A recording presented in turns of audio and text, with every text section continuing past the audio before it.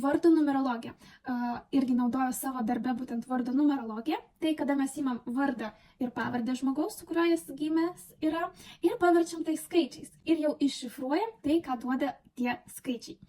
Astro numerologija. Taip pat šitą įrankį naudoju ir aš savo darbuose, todėl ir vadinu save.